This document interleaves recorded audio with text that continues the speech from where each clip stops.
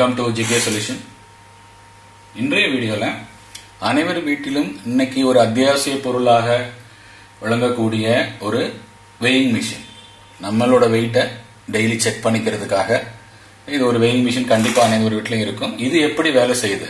பழைய காலத்துல இது வந்து மெக்கானிக்கல் டைப்ல கொண்டு வந்தாங்க. இப்ப இது எலக்ட்ரானிக் டைப்ல ஸ்ட்ரெயின் கேஜ் உபயோகப்படுத்தி பண்றாங்க.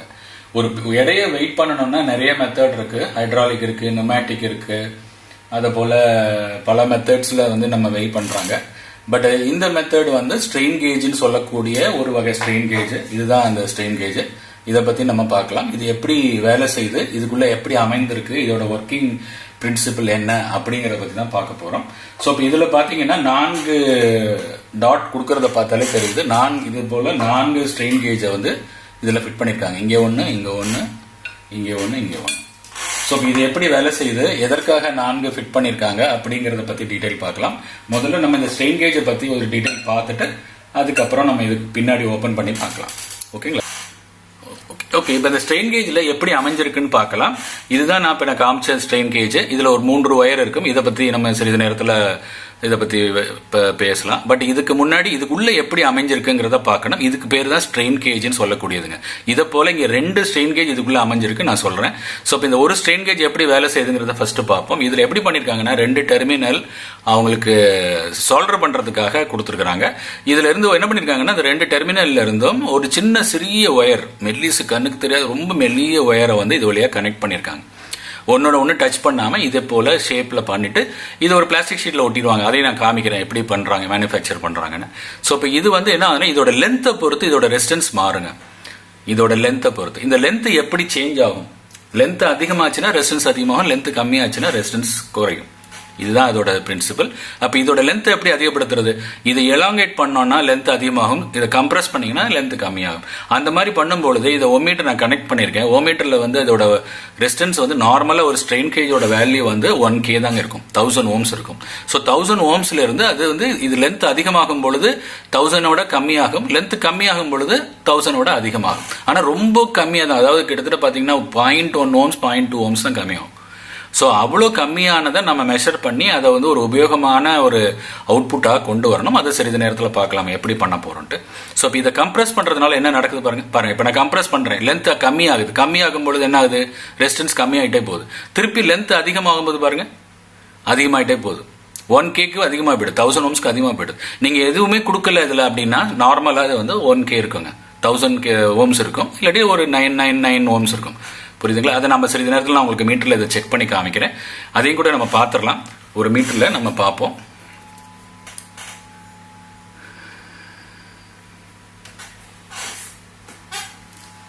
இப்ப நம்ம இதை மீட்டர்ல நான் உங்களுக்கு ஓம்ஸ் செக் பண்ணி காமிக்கிறேன். இதை நம்ம ஆட்டோல போட்டுக்கலாம். இதுல 3 ஒயர் வருதுங்க. இந்த ரெட் ஒயர் தான் காமன். நான் சொன்னது போல 2 ஸ்ட்ரெயின் கேஜ்ல இருக்கும். ரெட் ஒயரை காமன் வச்சுக்கலாம். இப்ப ரெட் ஒயர்ல ஒரு எண்டை கொடுக்குறேன், ஓமீட்டரோட ஒரு எண்டு கொடுக்குறேன். ஒயிட் அல்லது பிளாக் எதை வேணா எடுக்கலாம். இப்ப நம்ம ஒயிட்டை முதல்ல செக் பண்ணிக்கலாம், அப்புறம் பிளாக்கை செக் பண்ணிக்கலாம். ஓகேங்க. சோ இப்ப இதுல அதுல நமக்கு அமைஞ்சிருக்கு. நான் இப்ப 2 ரெசிஸ்டன்ஸ் போட்டிருக்கேன். சோ இப்ப நம்ம பார்க்கல இது எவ்வளவு இருக்கு பாருங்க, 9997 இருக்கு. இப்ப நான் பிரஸ் பண்ணும்போது அதோட வேல்யூ மாறும். பாத்தீங்களா? கூடுது, கையை எடுத்த உடனே குறையுது. அதே மாதிரி இதுல இருக்கக்கூடிய இன்னொரு ஒயர்ல கனெக்ட் பண்றேன், அது ஆப்போசிட்ல வேலை செய்யும். இதை பிரஸ் பண்ணும்போது கூடுச்சு இல்லைங்களா, அதுல பிரஸ் பண்ணும்போது குறையும். இப்ப நான் பிளாக் ஒயர் கனெக்ட் பண்றேன். ரெட் காமன்ங்க, ரெட்டை ஒன்றும் செய்யக்கூடாது, ரெட் தான் அவுட்புட். பாருங்க 1K இருக்கு. இப்ப நான் பிரஸ் பண்றேன், என்ன நடக்குது பாருங்க. இந்த அவுட்டர் ரிங்ல இருந்து சென்டர் ரிங்க பிரஸ் பண்ணணுங்க. பிரஸ் பண்ணும்போது நடக்குது பாருங்க. தெரியுதுங்களா? கம்மியாக தெரியுதுங்களா? சோ இப்போ இதை போல நமக்கு இதுல இருக்கக்கூடிய ஸ்ட்ரெயின் கேஜோட வேல்யூ இதை அழுத்துறது மூலியமா, இதை பெண்ட் பண்றது மூலியமா நமக்கு நடக்கும். இது பெண்ட் பண்ணது பாத்தீங்கன்னா இந்த ப்ரொஜெக்ஷன் கொடுத்துருக்காங்க. இதை நம்ம கீழே வச்சு இந்த மேல இருக்கிற போர்ஷன்ல நம்ம ஏறி நிக்கணும். நிற்கும் போது இது கொஞ்சம் பெண்ட் ஆகும். இது கொஞ்சம் பெண்ட் ஆகும் பொழுது இதுக்குள்ள 2 ஸ்ட்ரெயின் கேஜ் வச்சிருக்காங்க. அதோட காமன் பாயிண்ட் தான் ரெட். இந்த ஒயிட் ஒரு ஸ்ட்ரெயின் கேஜ், இது ஒன்னு பாசிட்டிவ் ஸ்ட்ரெயின் கேஜுமாங்க. ஒயிட் பாசிட்டிவ் ஸ்ட்ரெயின் கேஜ், அதாவது ரெசிஸ்டன்ஸ் அதிகமாகும் பிரஸ் பண்ணும்பொழுது. இந்த பிளாக் ரெசிஸ்டன்ஸ் கம்மியாகும். இதுதான் ஸ்ட்ரெயின் கேஜோட பிரின்சிபல். இப்ப வாங்க நம்ம திருப்பியும் அதோட தியரியை பார்க்கலாம். இப்ப புரியுதுங்களா? அது எப்படி வந்து அதனால சேஞ்ச் ஆகும் பொழுது அதோட வேல்யூ எப்படி சேஞ்ச் ஆகுதுன்னு நம்ம பிராக்டிகலா கூட பார்த்தோம். சரிங்க, இப்ப இதுக்குள்ள எப்படி அமைஞ்சிருக்குங்கிறத பார்ப்போம். முதல்ல இந்த ஸ்ட்ரெயின் கேஜ் எப்படி தயார் பண்ணிருக்காங்கிறத பார்க்கலாம். சோ இது என்ன பண்ணிருப்பாங்கன்னா 3 லேயரை கொண்டதுங்க. மேல இருக்கிறது லேமினேட்டட் லேயருமாங்க, கீழே இருக்கிறது பிளாஸ்டிக் பிலிம் பேஸ் லேயருங்க. 2 பிளாஸ்டிக் நடுவுல சென்சிங் எலிமெண்ட் வச்சிருப்பாங்க. இதை போல நமக்கு வந்து ஃபிட் பண்ணுவாங்க. இதை போல பேஸ்ட் பண்ணிருப்பாங்க. ஏன்னா இந்த எலிமெண்ட் வந்து அதோட ஷேப்பை மாத்தக்கூடாது இல்லைங்களா, அதுவா மாறிக்க கூடாது. நம்ம ஸ்ட்ரெஸ் பண்ணும்போது தான் மாறணும், திருப்பி பழைய பொசிஷனுக்கே வரணும். அதற்காக இதை பண்ணிருக்காங்க. இப்ப இந்த மேல இருக்க பிளாஸ்டிக் இல்லைன்னா பழைய பொசிஷனுக்கு வராது. புரியுங்களா? ஓவர் ஸ்ட்ரெயின் பண்ணிட்டீங்கன்னா திருப்பி ரிட்டர்ன் ஆகாது. அதனால அது கூட லிமிட்டுக்குள்ள தான் நம்ம எடுத்துக்கணும். அதுக்கு தகுந்த மாதிரி நீங்க லோட் செல்லு வாங்கிக்கலாம். சோ இது வந்து ஒரே ஒரு ஸ்ட்ரெயின் கேஜ் தான். இந்த ஸ்ட்ரெயின் கேஜ்ல வந்து நீங்க ஒரே ஒரு ரெசிஸ்டன்ஸ் மட்டும் தான் கிடைக்கும். அது 1K நார்மலா இருக்கும்போது 1 கிலோ ஓம்ஸ் இருக்கும். இப்ப நான் காமிக்கிறேன் பாருங்க. சோ இப்ப 2 ஸ்ட்ரெயின் கேஜ் இதுல ஃபிட் பண்ணிருக்காங்க. 2 ஸ்ட்ரெயின் கேஜ் இத போல ஃபிட் பண்ணிருக்காங்க. இதுல ஒன்னு வந்து பாசிட்டிவ், ஒன்னு நெகட்டிவ். அதாவது பிரஸ் பண்ணும்போது ரெசிஸ்டன்ஸ் வேல்யூ அதிகமாகறத பாசிட்டிவ்ங்கிறோம், ரெசிஸ்டன்ஸ் வேல்யூ கம்மியாகறத நெகட்டிவ் ஸ்ட்ரெயின் கேஜ்னு சொல்றோம். புரியுதுங்களா? சோ அப்ப அதுக்கு தகுந்த மாதிரி இதை ஃபிட் பண்ணிருக்காங்க. இதுல நம்ம பெண்ட் பண்ணும்போது அதோட ரெசிஸ்டன்ஸ் மாறும். இது ஒரு ஸ்ட்ரெயின் கேஜோட வேல்யூ 1K, அப்ப 2 ஸ்ட்ரெயின் கேஜோட வேல்யூ 2K. அப்ப ரெட்ல இருந்து ஏதாவது ஒரு வயருக்கு பார்த்தோம்னா 1K காமிக்கும். ஆனா பிளாக்குக்கும் ஒயிட்டுக்கும் பாத்தீங்கன்னா 2K காமிக்கும். இதுதான் வந்து ஒரு ஸ்ட்ரெயின் கேஜோட வேல்யூ. சோ அப்ப இதை வந்து நம்ம என்ன செய்யறோம்னா இதை போல அமைஞ்சிருக்குங்க. 1K இங்க இருக்கும், 1K இங்க இருக்கும். சென்டர்ல இருந்து டேப்பிங் எடுத்திருப்பாங்க. இது பாசிட்டிவ் ஸ்ட்ரெயின் கேஜ்மாங்க, இது நெகட்டிவ் ஸ்ட்ரெயின் கேஜ்மாங்க. பிரஸ் பண்ணும்போது அதோட வேல்யூ இது பிளஸ்ல வரும், இது மைனஸ்ல வரும். அப்போ ஒரு ஸ்ட்ரெயின் கேஜ் லோடு செல்லுக்குள்ள கண்டிப்பாக 2 ஸ்ட்ரெயின் கேஜஸ் அமைஞ்சிருக்கும். இத பார்க்கலையே நான் வந்து ஒரு ஆங்கிள் கொடுத்திருக்கிறேன். அது காரணம் இருக்கு. இதை நம்ம என்ன செய்ய போறோம்னா வீட் ஸ்டோன் பிரிட்ஜ்னு கேள்விப்பட்டிருப்பீங்க. அந்த வீட் ஸ்டோன் பிரிட்ஜை போல நம்ம கனெக்ட் பண்ண போறோம். அதனால 2 லோட் செல்ல இந்த போல கனெக்ட் பண்றோம்னு வச்சுக்கோங்க. அப்ப என்ன ஆகுது, இங்க ஒரு ரெசிஸ்டன்ஸ், இங்க ஒரு ரெசிஸ்டன்ஸ், இங்க ஒரு ரெசிஸ்டன்ஸ், இங்க ஒரு ரெசிஸ்டன்ஸ் வருது. சென்டர் 2க்கும் நடுவுல ஒரு வோல்ட்மீட்டர் கொடுத்துடலாம். டாப்ல இருக்கக்கூடிய 2ஐயும் நம்ம ஜாயின் பண்ணிடலாம். அதே மாதிரி கீழே இருக்க ஜாயின் பண்ணிட்டு இப்போ ஒரு நீங்க சின்ன வோல்ட், ஒரு 5 வோல்ட் 3 வோல்ட் நம்ம வந்து மேல இருக்கிற செல்லோட ஒரு எண்டில் கொடுக்குறோம், இன்னொரு எண்டில் கிரவுண்ட் கொடுத்துறோம். அப்ப இது 2லயும் கொடுக்கும் பொழுது கரண்ட் 2ஆக டிவைட் ஆகி இந்த ரெசிஸ்டன்ஸ் வழியாகவும் போகும், இந்த ரெசிஸ்டன்ஸ் வழியாகவும் போகும். அதே போல இந்த ரெசிஸ்டன்ஸ் வழியாக உள்ள வந்து சேர்ந்துரும், இந்த ரெசிஸ்டன்ஸ் வழியாக காமனாக வெளிப்பட்டு ஏவிடியை அடைஞ்சிரும். சோ அப்ப இது என்ன ஆகுதுன்னா, இது வந்து ஒரு பிரஷரும் இல்லாத பொழுது 4 ரெசிஸ்டன்ஸும் ஈக்குவலாக இருக்கும், எந்த வேறுபாடும் இருக்காது, ஒரு பிரச்சனையும் இல்லை. அப்படி இருக்கும் பொழுது இந்த இடத்துல வோல்டேஜ் வந்து இது வோல்டேஜ் டிவைடர் போல வேலை செய்யும். இந்த ரெசிஸ்டன்ஸ் பாத்தீங்களா, பிளஸுக்கு மைனஸுக்கு நடுவுல 2 ரெசிஸ்டன்ஸ் சீரிஸ்ல கொடுத்துருவோம். சென்டர் பாயிண்ட் வந்து வோல்டேஜ் டிவைடர். அப்ப நம்ம எவ்வளவு வோல்டேஜ் கொடுக்குறோமோ அதுல பாதி இங்க வரும். அப்ப என்ன ஆகும், அப்ப நம்ம 5 வோல்ட் கொடுக்குறோம்னா இங்க 2.5 வோல்ட் வரும், இங்கேயும் 2.5 வோல்ட். அப்ப ரெண்டுக்கும் டிஃபரன்ஸ் இல்ல. அப்ப என்ன ஆகும்னா வோல்ட் வந்து 0 தான் காமிக்கும். இந்த வோல்ட் வந்து இந்த 2 பாயிண்ட்டுக்கு உள்ள வேறுபாடை மட்டும் காமிக்கும். இதற்கு பேரு தான் வீட் ஸ்டோன் பிரிட்ஜ்னு சொல்றதுங்க. புரியுதுங்களா? இதுக்கு பேரு வீட் ஸ்டோன் பிரிட்ஜ். சோ இது எதையாவது ரெசிஸ்டன்ஸ் நீங்க மாத்தினீங்கன்னா இந்த வோல்டேஜ் இங்க காமிச்சிடும். ஏன்னா இந்த பேலன்ஸ் தவறிச்சுன்னா பார்க்கும். அந்த பேலன்ஸ் எப்படி பண்றதுங்கிறத நான் காமிக்கிறேன். சோ இதை போல நம்ம வீட் ஸ்டோன் பிரிட்ஜ் அமைச்சிருக்கோம். 4 ரெசிஸ்டன்ஸ்ல கொண்டு இதை போல பண்ணிருக்கோம். ஏவிடிடி இதுலயும் 2லயும் நம்ம வந்து வோல்டேஜ் கொடுக்குறோம். வோல்டேஜ் கொடுத்தால் 4 ரெசிஸ்டரும் ஈக்குவலா இருக்கும் பட்சத்துல இந்த ரேஷியோ இருக்கு பாத்தீங்களா, R1/R2 R3/R4 இந்த ரேஷியோ ஈக்குவலா இருக்கும் பொழுது அது வந்து வோல்டேஜ் வந்து எதுவும் காமிக்காதுங்க, 0 வோல்ட் தான் காமிக்கும். இதுதான் வீட் ஸ்டோன் பிரிட்ஜ்.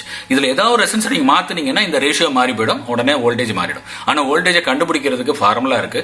இப்ப நான் என்ன பண்ண போறேன், இது மேல ஒரு வெயிட் அழுத்த போறேன். அழுத்துறதுனால இதுல இருக்கு, இது வந்து ஸ்ட்ரெயின் கேஜ். இப்ப நான் ரெசிஸ்டன்ஸ்ல காமிச்சிருக்கிறேன், அதுக்கு பதிலாக ஸ்ட்ரெயின் கேஜ் வச்சிருக்கோம். அப்ப இதுல ஒரு லோடு கொடுக்கும் பொழுது இந்த ஸ்ட்ரெயின் கேஜோட வேல்யூ நான் சொன்னேன், ஒரு ஸ்ட்ரெயின் கேஜ்ல பாசிட்டிவ் ஸ்ட்ரெயின் கேஜ் வேல்யூ அதிகமாகும், நெகட்டிவ் ஸ்ட்ரெயின் கேஜ் வேல்யூ அது கம்மியாகும் லோடு கொடுக்கும்போது. புரியுதுங்களா? இப்ப நம்ம லோடு கொடுத்து பார்க்கலாம். லோடு கொடுக்கும்போது என்ன நடக்குது பாருங்க, எது கம்ப்ரஸ் ஆகுது, எது எலாங்கேட் ஆகுது, வேல்யூ எப்படி சேஞ்ச் ஆகுதுன்னு பார்க்கலாமா? இப்ப லோடு கொடுக்குறோம். லோடு கொடுக்கும்போது பாருங்க R3 R2 வந்து கம்மியா இருக்கு, R1 R4 அதிகமா இருக்கு. அப்ப கம்மியா இருக்குன்னா நான் என்ன சொன்னேன், கம்ப்ரஸ் ஆகும் பொழுது கம்மியாகும், டென்சைல் ஆகும் போது அதிகமாகும். பாருங்க, கம்ப்ரஸ் ஆயிருக்கு, கம்மியா இருக்கு. இது எலாங்கேட் ஆயிருக்கு, அதிகமா இருக்கு. இது எலாங்கேட் ஆயிருக்கு, அதிகமா இருக்கு. ஓகே, இப்ப இதோட வோல்டேஜ் ஃபார்முலா பாத்தீங்கன்னா இதான் ஃபார்முலாங்க. R3 R2 minus R1 R4 divided by R3 plus R4 R1 plus R2. புரியுதுங்களா? சோ இப்ப இதுதான் இதோட ஃபார்முலா. இதுபடி நீங்க இந்த வோல்டேஜ் வந்து இங்க காமிக்குது. இதை வந்து நான் ஃபார்முலா வந்து ரெசிஸ்டன்ஸ் வேல்யூ தெரிஞ்சிச்சுன்னா நீங்க டைரக்டா கால்குலேட் பண்ணலாம். அப்படி இல்லைன்னா இதுல வரக்கூடிய வோல்டேஜ் வந்து டைரக்டா நம்ம மெஷர் பண்ண முடியும். புரியுதுங்களா? சோ இப்ப இந்த வோல்டேஜை வச்சு நம்ம எவ்வளவு லோடுங்கிறத நம்ம செட்டிங் காலிபிரேஷன்ஸ் பண்ணிக்கலாம். சோ இப்ப இதை பொறுத்து தான் பயன்பட போகுது. இதை வந்து நம்ம என்ன செய்ய போறோம்னா, இப்ப லோட் செல்ல பாத்தீங்கன்னா நம்ம ஒரே ஒரு லோட் செல்ல பயன்படுத்தல, இங்க 2 லோட் செல் பயன்படுத்திருக்கோம். இன்னும் 2 கிடையாதுங்க, நம்ம யூஸ் பண்ற வீட்டுல உபயோகப்படுத்துற மிஷின்ல பாத்தீங்கன்னா 4 லோட் செல் பயன்படுத்திருக்காங்க. 2 இல்ல 4 பயன்படுத்திருக்காங்க. காரணம் என்னன்னா நம்ம வந்து லோட கரெக்டா சென்டர்ல வைக்கணும். நம்மளால அந்த மாதிரி அக்யூரேட்டா எப்போதுமே வைக்க முடியாது. அதனால நம்ம அந்த பிளாட்ஃபார்ம்ல எங்க நின்னாலும் அந்த லோடு ஈக்குவலா காமிக்கணுங்கிறதுக்காக 4 லோடு செல் வச்சு கேலிபிரேட் பண்ணிருப்பாங்க. அதனால அந்த பிளாட்ஃபார்ம்ல நம்ம எந்த இடத்துல லோடு வச்சாலும் சரியாக அமைந்திருக்கும். இப்ப நம்ம அந்த லோட் செல்ல பார்க்கலாம். அதற்கப்புறம் எப்படி வந்து 2 லோட் செல் கனெக்ட் பண்ணுவது, சிங்கிள் லோட் செல்லா இருந்தா என்ன பண்ணலாம், இல்ல 4 லோட் செல் எப்படி கனெக்ட் பண்றதுன்னு பார்க்கலாம். இப்ப பாருங்க, நான் காமிக்கிறேன். சிங்கிள் லோட் செல் என்ன பண்ணிருப்பாங்கன்னு காமிக்கிறேன். சிங்கிள் லோட் செல்ல நான் சொல்லியிருக்கிறேன் 2 லோட் செல் உள்ள இருக்கும், 2 ஸ்ட்ரெயின் கேஜ் உள்ள இருக்கும். அப்ப மிச்ச விட் ஸ்டோனுக்கு மொத்தம் 4 தேவை. அப்ப என்ன பண்றாங்கன்னா மிச்ச 2க்கு நம்ம பிக்சட் வேல்யூவை ரெசிஸ்டன்ஸ் ஆக போட்டுறோம். 2 1K போட்டீங்கன்னா இது பிக்சட், இது சேஞ்ச் ஆகாது. இதுல சேஞ்ச் ஆகிற வேல்யூவை நம்ம வந்து ஒரு இந்த போர்டை பத்தி நான் சொல்றேன். இந்த போர்டுல வந்து ஒரு மல்டிபிளெக்சர் இருக்கு. மல்டிபிளெக்சருக்கு அப்புறம் அதற்கு உள்ள வந்து இந்த ஐசிக்குள்ள மல்டிபிளெக்சர் பண்ணி உள்ளுக்குள்ள கம்பேரட்டர் பண்ணி கெயின் பண்ணுவாங்க. ஹை கெயின் ஆம்பிளிஃபயர் இருக்கும். ஹை கெயின் ஆம்பிளிஃபயருங்கிறது வேற ஒன்றும் இல்லைங்க. இதுல வரக்கூடிய சிக்னல் பாத்தீங்கன்னா ரொம்ப ரொம்ப கம்மியா தான் ரெசிஸ்டன்ஸ் சேஞ்ச் ஆகும். அதை வந்து நம்ம அப்படியே பயன்படுத்த முடியாது. அதற்காக ஹை கெயின்ல அதை பூஸ்ட் பண்ணுவாங்க. பூஸ்ட் பண்ணிட்டு அதோட அவுட்புட்டை வந்து இங்க 2 வயர்ல எடுத்துருவாங்க. இந்த சென்ட்ரல் இருக்கக்கூடிய 2 அவுட்புட் சிக்னல்ல இதுல வெளியில எடுத்துருவாங்க. சோ இப்ப இதை வந்து நம்ம என்ன செய்யறோம்னா நேரா ஒரு MCU மைக்ரோ கண்ட்ரோல்ல கொடுக்கலாம். நான் இப்ப ஆர்டினோல கொடுத்துருக்கேன். பட் இது வந்து மைக்ரோ கண்ட்ரோல் எதுல வேணா கொடுத்துருப்பாங்க. அவங்க இதுக்காகவே ஒரு மைக்ரோ கண்ட்ரோல் டிசைன் பண்ணி அதுல இருந்து ஒரு டிஸ்பிளேல நம்ம காமிச்சிருவாங்க. புரியுதுங்களா? சோ அப்ப அதுல வந்து உங்களுக்கு வெயிட் எப்படி வேணா காமிக்கலாம். கேஜிலயோ அல்லது பவுண்ட்ஸ்லயோ காமிச்சிக்கலாம். அதெல்லாம் மல்டிபிளிகேஷன் நம்ம அங்க கோட் எழுதும் போது நம்ம எழுதிக்கலாம். சோ இப்ப இது சிங்கிள் செல்ல கனெக்ட் பண்ணக்கூடிய விதம் மட்டும் தான் நான் பார்த்திருக்கோம். இந்த போர்டை பத்தி நம்ம டீடைல் பார்க்கல. ஏன்னா இந்த போர்டு நமக்கு இப்ப நான் காமிக்க போற மிஷின்ல வந்து இந்த போர்டு இதே சிஸ்டம் தான். ஆனா அதுல வந்து இன்பில்ட் ஐசி பண்ணிருக்காங்க. புரியுதுங்களா? இது காமனா வெளியில கிடைக்குது. இது பெரிய பெரிய வெயிங் மிஷின் கடைகள்ல இருக்கு இல்லீங்களா, சாமான்களை வெயிட் பண்றது, அதுக்கு வந்து இந்த போர்டு தான் யூஸ் பண்றாங்க. சரிங்க. இப்ப சிங்கிள் செல்லுக்கு நம்ம என்ன பண்ணிருக்கோம், இன்னொரு செல் இருக்க வேண்டிய இடத்துல 2 பிக்சட் ரெசிஸ்டன்ஸ் கொடுத்துருக்கோம். புரியுங்களா? இதுல வரக்கூடியது பாத்தீங்களா E மைனஸ் E பிளஸ் இதுல கொடுத்துறோம், A பிளஸ் A மைனஸ் இதை போல கொடுத்துருக்கோம். ஓகேங்க. இப்ப நம்ம என்ன செய்யறோம், டபுள் செல் கொடுத்தா என்ன பண்ணலாம், சோ இதை போல கனெக்ட் பண்ணிக்கலாம். பாருங்க, டபுள் செல் கொடுக்கும்போது நமக்கு அந்த ரெசிஸ்டன்ஸ் தேவைப்படல. ஏன்னா இதுல 2 ஸ்ட்ரெயின் கேஜ், இதுல 2 ஸ்ட்ரெயின் கேஜ், இது ஒரு வீட் ஸ்டோன் பிரிட்ஜ் மாதிரி ஃபார்ம் ஆயிடும். அதோட அவுட்புட்டை வந்து நம்ம இங்க கொடுத்தாச்சு. புரியுங்களா? வோல்டேஜ் மேல இருந்து எடுத்துட்டோம். A1 A பிளஸ் A மைனஸ்ல கொடுத்துட்டோம். B பிளஸ் B மைனஸும் இருக்கு. அது வந்து நமக்கு இன்னும் டீடைலா போகும்போது பார்க்கலாம். ஏன்னா இதுக்குள்ளேயே நமக்கு வந்து என்ன பண்றாங்கன்னா ஹை கெயின் லோ கெயின்லாம் இருக்கு. இந்த A பிளஸ் A மைனஸ்ல வந்து ஹை கெயின் லோ கெயின் அந்த மாதிரி நமக்கு எடுத்துக்குவாங்க. கீழே உள்ளது வந்து fixed B plus B minus வந்து 32 சொல்லக்கூடிய ஒரு கெயின் மட்டும் தான் நம்ம இது யூஸ் பண்ணிக்க முடியும். ஓகேங்க. சோ இப்போ இதை பத்தி டீடைல் நம்ம வந்து இன்னொரு வீடியோல தனியா பார்ப்போம். இப்போ நமக்கு 2 செல்லை எப்படி கனெக்ட் பண்றதுங்கிறத நான் அதில் காமிச்சிருக்கிறேன். இப்போ 4 செல்ல இருந்து எப்படி பண்ணணும் அதுதான் நம்ம கிட்ட இருக்கு இல்லைங்களா? சோ 4 செல் இதை போல கனெக்ட் பண்ணிருப்பாங்க. பாருங்க, வோல்டேஜுமே நம்ம அந்த செல் இன்புட்லயே வோல்டேஜை கொடுத்துறாங்க 2 இதுல, மற்ற 2ல இருந்து அவுட்புட் எடுத்துக்கிறாங்க. சோ பாக்கி இருக்கக்கூடிய கனெக்ஷன் பூரா இதை போல பேரலலிசம் பண்ணணும். இதுதான் முக்கியம். இது வந்து 4 செல்லு தான் நம்ம பயன்படுத்தணும். 4 செல்ல பயன்படுத்தும் பொழுதும் அதே போர்டை நம்ம பயன்படுத்திக்கலாம், இதை போல பயன்படுத்திக்கலாம். புரியுதுங்களா? இப்ப இது ஒரு வீட் ஸ்டோன் பிரிட்ஜ். இதுல வந்து ஒரு 2 ஸ்ட்ரெயின் கேஜ், இதுல 2 ஸ்ட்ரெயின் கேஜ், இதுல 2. அப்ப ஸ்ட்ரெயின் கேஜ் சீரீஸ்ல கொடுத்து அது ஒரு வீட் ஸ்டோன் பிரிட்ஜாக ஏற்படுத்திக்கிட்டாங்க. புரியுதுங்களா? சோ இததான் வந்து ஒரு ஸ்ட்ரெயின் கேஜ் அமைச்சு அது மூலியமாக நம்ம எப்படி மைக்ரோ கண்ட்ரோலர் பயன்படுத்துறோம். மைக்ரோ கண்ட்ரோலர் இருந்து டிஸ்பிளே எடுத்துக்கலாம், இல்ல கண்ட்ரோலர் எடுத்துக்கலாம், எதுக்கு வேணாலும் நம்ம கொடுத்துக்கலாம். புரியுங்களா? சோ இப்ப நமக்கு வந்து இது எப்படி அமைஞ்சிருக்குங்கிறது, எப்படி வேலை செய்யுதுங்கிறத டைரக்டா நம்ம பார்க்கலாம். இப்ப இந்த செல்லை பத்தி நான் காமிச்சிட்டேன், இதுக்குள்ள எப்படி இருக்குன்ட்டு. அதனால நம்ம இந்த போர்ஷன்ஸை வச்சிடலாம். இப்ப நம்ம இதுக்கு பின்னாடி நான் ஆல்ரெடி இந்த கவரை மட்டும் ஓபன் பண்ணி வச்சிருக்கேன். இது டஃபன் கிளாஸ், அதனால நமக்கு ஒன்றும் ப்ராப்ளம் இல்லை.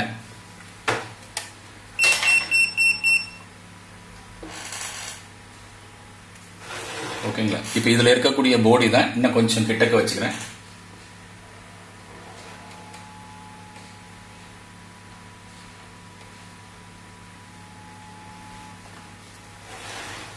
கிளியரா இருக்குங்களா? ஓகே. சோ இதுல இருந்து என்ன பண்ணிருக்காங்கன்னா, இங்க பாத்தீங்களா இதே ஸ்ட்ரெயின் கேஜ் தான். இப்ப சிறிது நேரத்துக்கு முன்னாடி உங்கள்ட்ட காமிச்ச அதே ஸ்ட்ரெயின் கேஜ் தான். அந்த ஸ்ட்ரெயின் கேஜை 4 பிக்ஸ் பண்ணிருக்காங்க. இதே போல இந்த 2லயும் பிக்ஸ் பண்ணிருப்பாங்க. நான் அதை ஓபன் பண்ணல.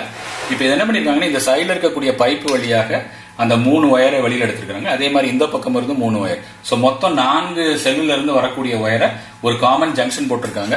இந்த ஜங்ஷன் தான் நான் சொன்னேன் உள்ள எப்படி கனெக்ட் பண்ணிருப்பாங்கன்னு. நான் சொன்ன மெத்தட்ல எல்லா ஒயரையும் கனெக்ட் பண்ணி அதுல இருந்து வரக்கூடிய 4 ஒயர், அதாவது பிளஸ் மைனஸ் சிக்னல் அவுட் அதோட கிரவுண்ட்.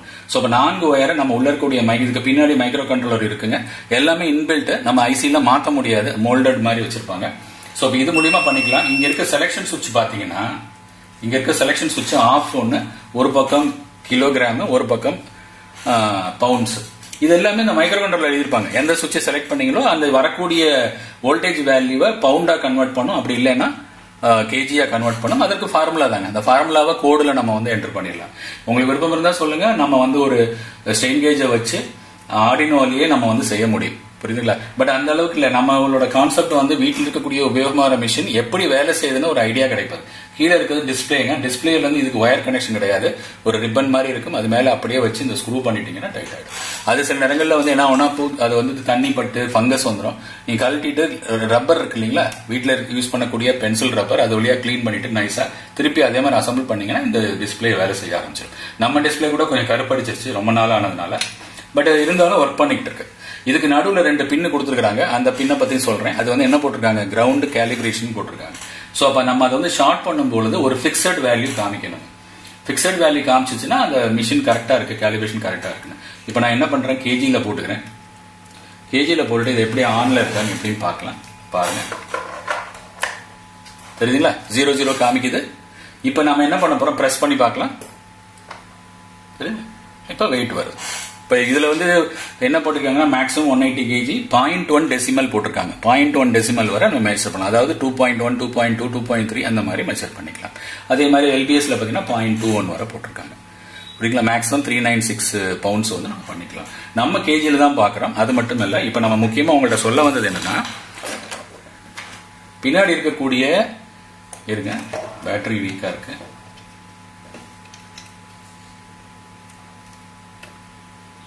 ஓகே, சோ இப்ப நான் பின்னாடி இருக்கக்கூடிய இந்த இதை ஷார்ட் பண்றேன். ஷார்ட் பண்ணிட்டு நம்ம கீழே ஒரு தடவை ஷார்ட் பண்ணா போதும். இப்ப வந்து அங்க 50 காமிக்கணும். பாத்தீங்களா? 50 kg காமிக்குது. இது எதுக்கு இப்ப வந்து 50 kg காமிச்சதுன்னா கேலிபிரேஷன் நல்லா இருக்குன்னு அர்த்தம். இதெல்லாம் வந்து நம்ம டெஸ்டிங்க்கு, நம்மளே செல்ஃப் செக்கிங்காக கொடுத்துருக்காங்க. புரியுங்களா? திருப்பி ஒரு தடவை ஆன் ஆஃப் பண்ணிட்டீங்கன்னா போயிடும். உங்க மிஷின்ல ஏதாவது பழுது அளவு இருக்குமா? சில பேர் என்ன பண்ணுவாங்கன்னா, வெயிட் வந்த உடனே மிஷின்ல ஏதோ கோளாறு அப்படிம்பாங்க. அந்த மிஷினை கேலிபிரேட் பண்ணி பாத்துக்கிறதுக்காக தான் அந்த சுவிட்ச் கொடுத்துருக்காங்க.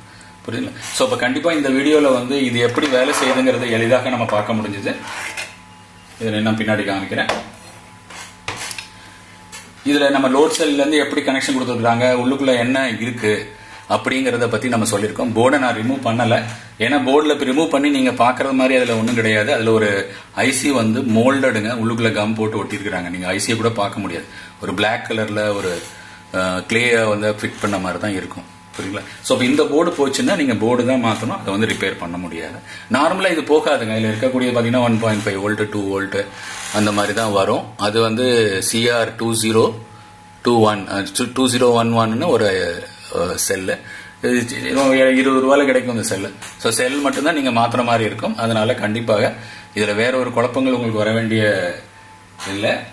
நிச்சயமா இந்த வீடியோல உங்களுக்கு ஒரு உபயோகரமான ஒரு விஷயம் தெரிஞ்சிருக்கும். உங்க வீட்டில் உபயோகப்படுத்தக்கூடிய ஒரு எக்யூப்மெண்ட், எலக்ட்ரானிக் எக்யூப்மெண்ட் எப்படி வேலை செய்யுதுங்கிறத தெரிஞ்சுக்கிட்டீங்க. இதே போல அடுத்து வர்ற வீடியோல இன்னும் ஒரு இன்ட்ரெஸ்டிங்கான ஒரு எக்யூப்மெண்ட்டை நம்ம எடுத்துட்டு அது எப்படி வேலை செய்யுதுங்கிறத பார்க்கலாம். Including stabiliser. ரொம்ப நாளா ஒருத்தர் கேட்டுட்டு இருக்காரு, ஸ்டெபிலைசர்லாம் எப்படி வேலை செய்யுதுன்னா அதுவுமே பார்ப்போம். புரியுதுல? என்னால எவ்வளவு டீட்டெயில் அதுல கொடுக்க முடியுமோ நான் அதை கொடுக்குறேன். சில நேரங்களில் நான் இதுக்கு டீட்டெயிலா இந்த செக்ஷனுக்குள்ள நான் போகல. சில நண்பர்கள் வந்து இதெல்லாம் பழைய மிஷின் இது எதுக்கு சொல்றீங்கிறாங்க. சில பேர் வந்து இதுக்குள்ள விஷயங்களை சொல்லலையேங்கிறாங்க. சோ இப்ப நம்மளோட கான்செப்ட் வந்து இதுக்குள்ள ரிப்பேர் பண்றது இல்லைங்க. இந்த மிஷின் எப்படி வேலை செய்யுது அப்படிங்கிற தெரிஞ்சா சின்ன சின்ன ரிப்பேர்களையோ அதுகளையோ நம்ம செஞ்சுக்கலாம். அதற்காக தான் நம்ம சொல்லிட்டு வரோம். டீடைல் வீடியோ நமக்கு தனியா வரும்பொழுது அந்த போர்டை பத்தி நம்ம டீடைலா போடுவோம். புரியுதுங்களா? இதோட வீடியோ வேணும்னாலும் என்கிட்ட இருக்கு. பட் ஃபியூச்சர்ல நம்ம வந்து நம்மளோட கான்செப்ட் வீடியோஸ் எல்லாம் முடிச்சதுக்கு அப்புறம் டைம் இருந்ததுன்னா கண்டிப்பா அந்த வீடியோ உள்ளுக்குள்ள எப்படி அமைஞ்சிருக்குங்கிறத போடுறேன். பட் அது ரிப்பேர் பண்ண முடியலங்கும் போது நம்ம அதை ரொம்ப டீடைலா உள்ள போக வேண்டிய அவசியம் இல்லை. நான் பிரின்சிபல் பூரா சொல்லிட்டேன் அது எப்படி வேலை செய்யுது அப்படின்ட்டு. ஓகேங்களா? கண்டிப்பா இந்த வீடியோ உங்களுக்கு திருப்திகரமா அமைஞ்சிருக்குங்கிறது சந்தேகம் இல்லை. கண்டிப்பா மானிட்டர் பண்ணுங்க. அடுத்த வீடியோவில் விரைவில் சந்திக்கலாம் நண்பர்களே. தேங்க்ஸ் ஃபார் வாட்சிங்.